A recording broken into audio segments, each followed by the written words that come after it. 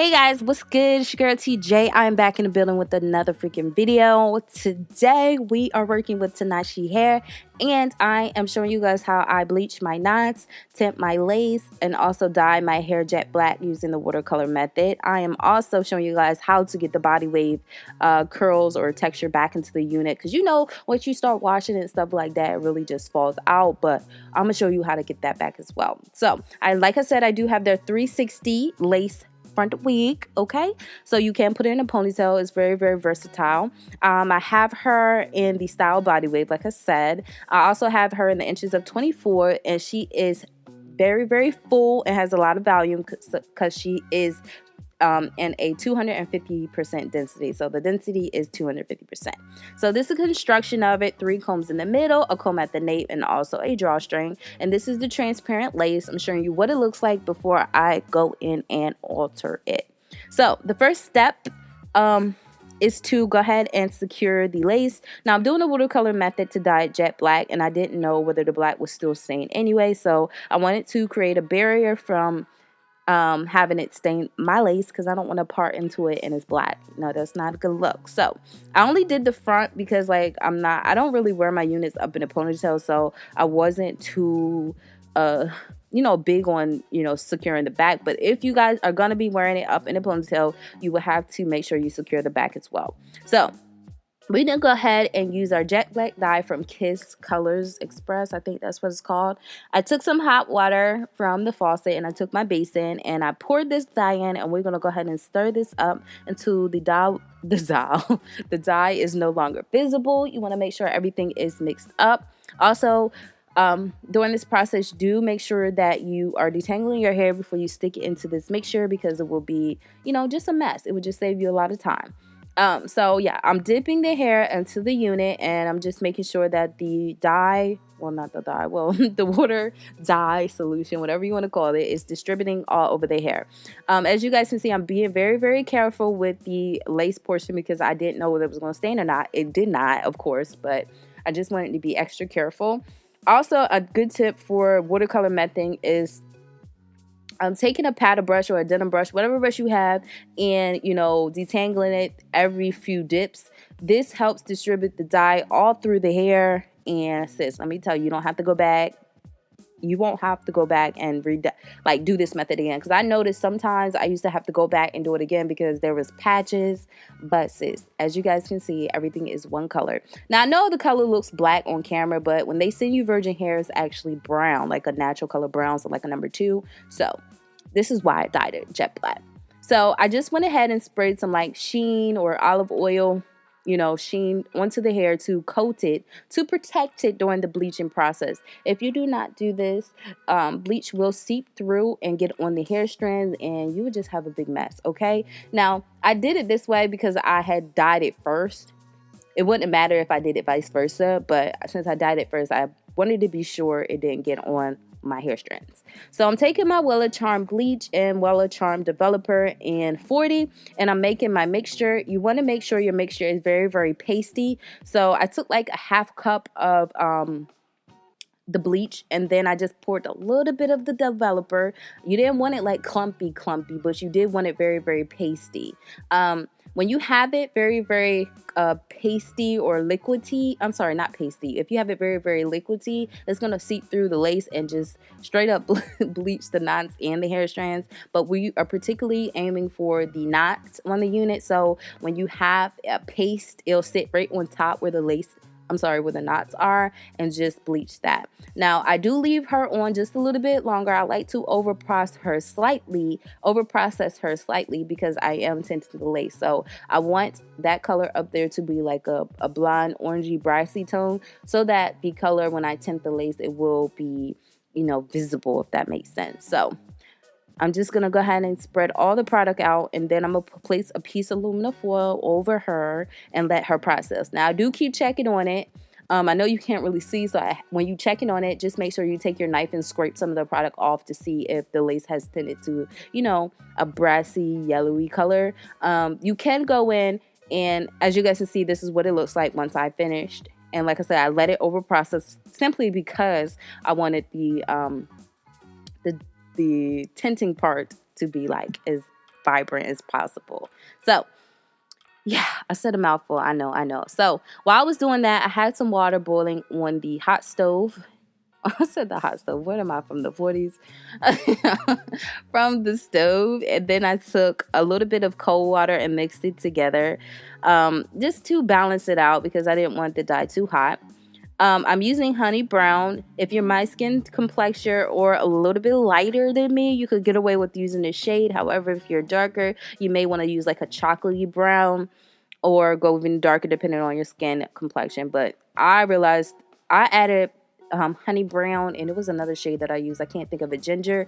Them together, oh my gosh, it makes my perfect shade. So yeah, I'm using some salt just to cancel out the brassiness and all the oranginess that I have going on in my lace. I didn't really get a good clip of me showing you guys what the lace looks like after it's done tinted, but you guys can see it'll blend in very, very well once I install it on my head. So here I'm just, doing a little lace check just to make sure the color is blending in with my skin tone. I want it to match perfectly. And when it's wet, it's going to look darker anyway. So when it dries, it's lighter. But you want to make sure you keep some extra lace handy just so you can test the color. If it's too dark, you probably have to start over. But if it's too light, you can just add some more hair dye. And yeah. So like I said, you could use the what is it called? The purple shampoo to get rid of the brassiness and the cancel out the orange and all that color. But I did not. I wanted to see what it would look like. I think if I did that, it would have not came out the color that it needed to match my skin. But as you guys can see, there's no foundation on it. It's just, it's just the lace, and I'm so proud of myself, y'all. I used to do this method a long time ago, but I got a little bit lazy, so that's why I started using foundation. But this method lasts longer than me, and it's so easier, and it makes your processing time go by so much quicker. Because of course you have to take out 5 to 10 minutes, well, 5 minutes tops, probably a little less, but to put foundation on. But the foundation comes off, once you tint your lace, it stains, okay? And you don't have to worry about keep reapplying the foundation because it's not matching. However, it is a semi-permanent dye, so later on, depending on how many times you're washing it, you may have to retint it a little bit later in the future. But as of right now, it's the plug, it's popping. So I didn't really have a set amount of time I left that in there. I think I left it in there for about 10 minutes before I rinsed it out. And yeah. So y'all already know my process with me applying my wig. I just used the got2b glue. The got2b glue hairspray to secure down my unit.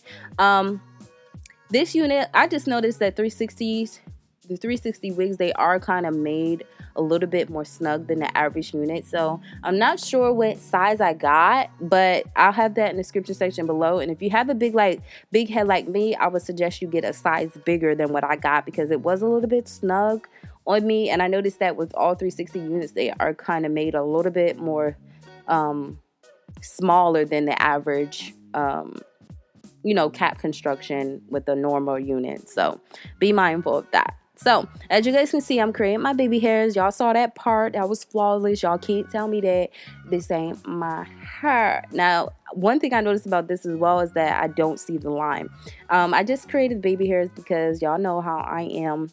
I am in love with baby hairs. I just feel like it just makes it, like your own. But I really was impressed with the tinting and how it came out. I'm like, y'all, that came out fire. Like, it really looks like my skin. Like, my scalp, my forehead. Let me give the props to my forehead because it's sitting on my forehead.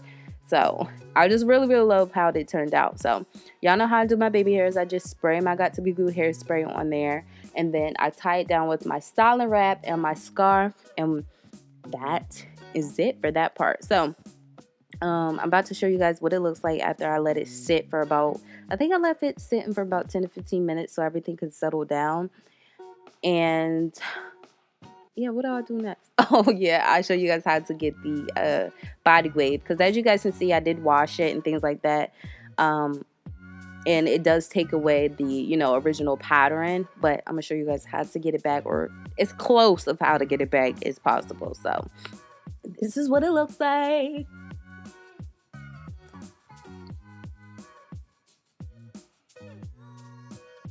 Alright, so I did go ahead and create a middle part, and I'm just using some foam wrap lotion to lay that baby girl down.